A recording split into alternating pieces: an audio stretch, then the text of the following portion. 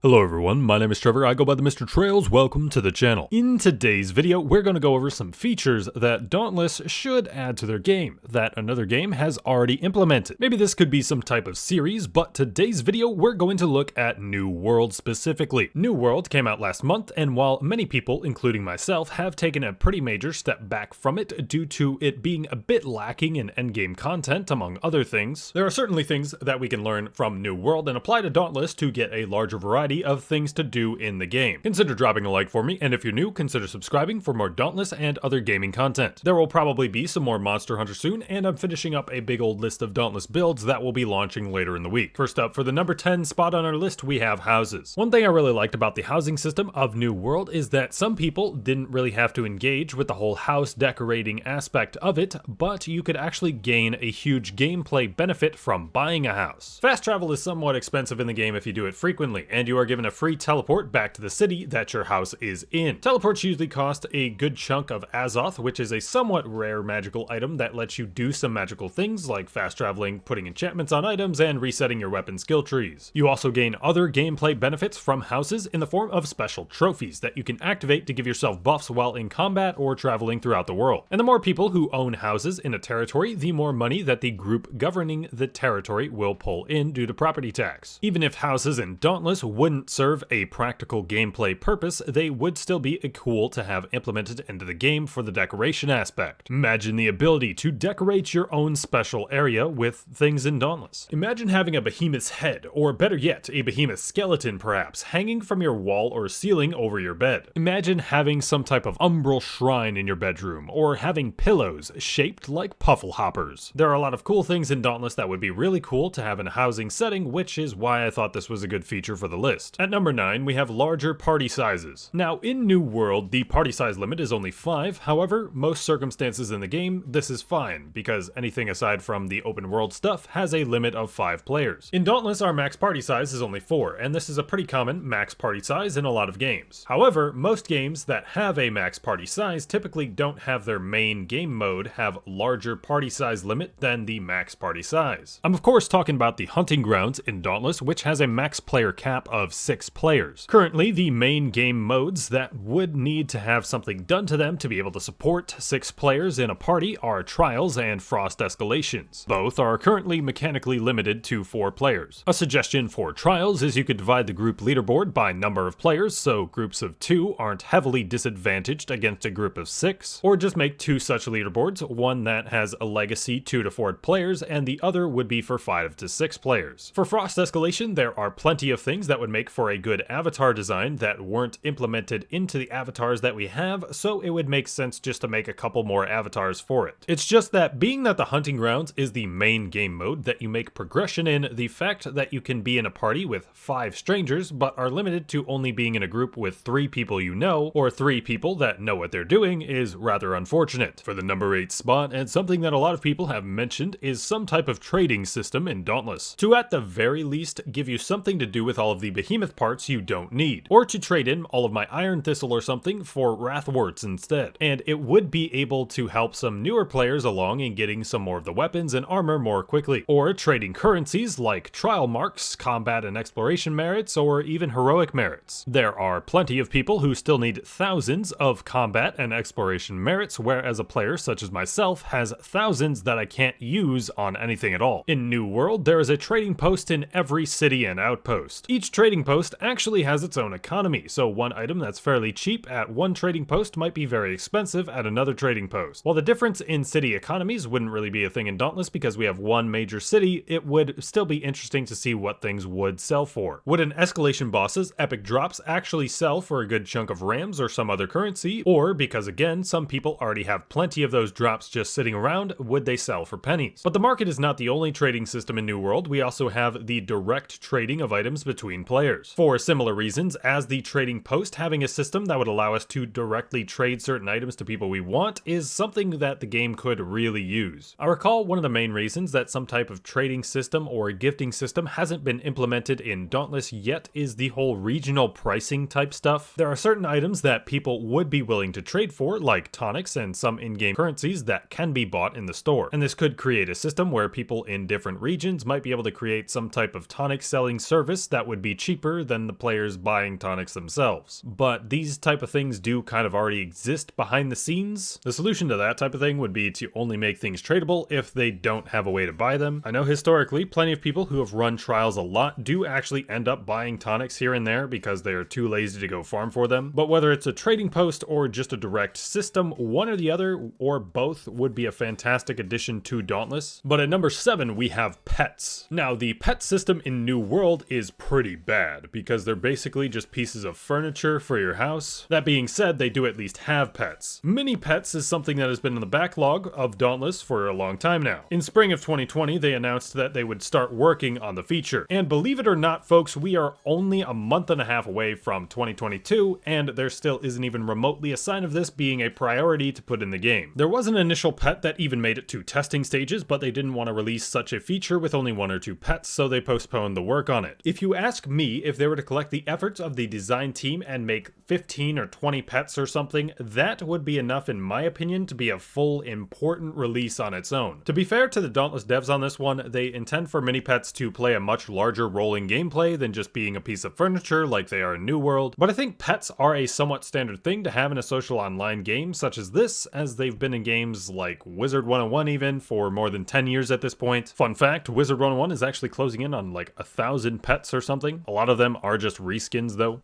At number 6, we have fishing. Sky fishing was another thing that the Dauntless developers have teased and spoken openly about in the past. However, this was put so far into the development backlog that it doesn't even show up in the development backlog anymore. Fishing in New World does feel kinda bad, as it's a trade skill that could easily take you a good 100 hours or so to level up to max. But it has the things you would expect to see in it: the length of the fish, weight of the fish, even differences in nighttime fishing and daytime fishing. I think one main issue that a lot of people have with Dauntless is that there's not much to do besides killing behemoths. Farming for tonics and patrol chests is something you can do, but other than that, there's not really something relaxing that you can do in the game. You can even make it so fishing actually gives you tonic materials, or even fishing up patrol chests, much like in New World, so you can merge the activities. Fishing is arguably one of the most relaxing things you can do in some video games. That and grooming up your pets would be great additions to the game, just to give you something non-violent to do. Fishing is relaxing unless it's like in Jak and Daxter. At number 5, we have a true support class, or any reason to be a support style player in general. In Dauntless, there are some things that allow you to do support functions, but they're more commonly used as a meme rather than an actual tool in the toolkit. The most common thing that people will use that is supportish is the Agris weapon,